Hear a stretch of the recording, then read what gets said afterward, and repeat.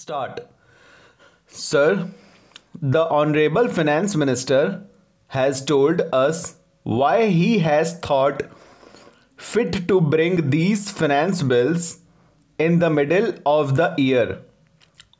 The plan contemplated a tax of about rupees 400 crores, and now that the finance minister does not want to take recourse to deficit financing naturally, the tax has got to be increased, and it now comes to about rupees 1300 crores.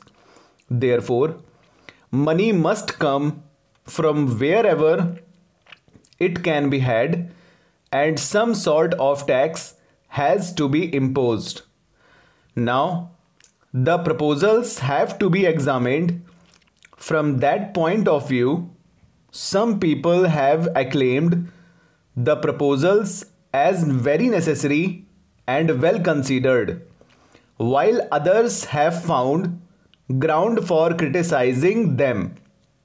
Whatever may be the taxation measures, if they are applied properly and with sympathy, even measures which are not liked can be made to be appreciated and less objected to. Have no doubt, as the finance minister himself said, that he will see that the measures are sympathetically administered, and if that is done, most of the objections that might be and have been put forward to the proposals would be removed.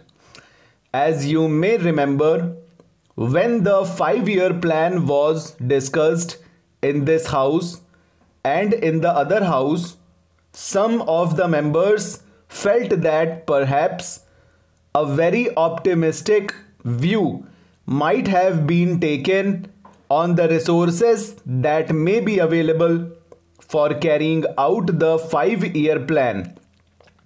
Even now, people feel that the plan has got to be implemented, and a lot depends on the implementation of the plan. But the question is, have we taken note correctly of the resources that are available, and have we not overestimated and taken rather an optimistic view?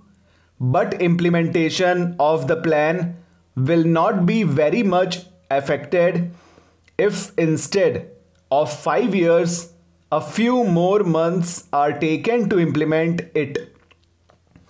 What I mean to say is, if the resources are not sufficient to carry out the plan in 5 years, there is no harm in increasing the period by a few months so that there may not be a very heavy strain on our resources, and so that things may not go wrong on account of the heavy strain that may be put there on.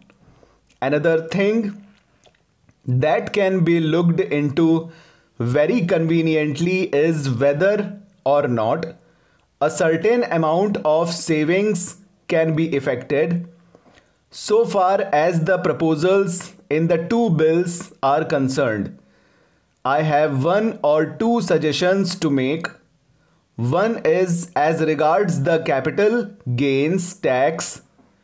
Most of the exemptions that were in the previous act have been removed, but I feel that so far as capital gains in respect of compulsory acquisition by government is concerned, and that should still continue to be exempted.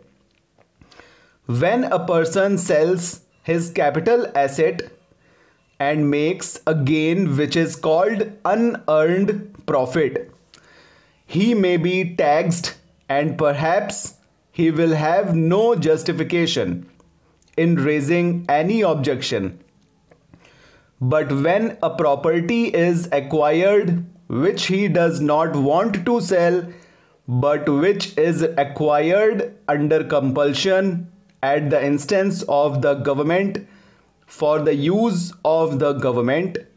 In the case of such a compulsory acquisition, there is no real justification for making the man pay capital gains tax also, especially when he never wanted to part with his property, and in fact he objected thereto but had to part with it because the authorities wanted him to do that.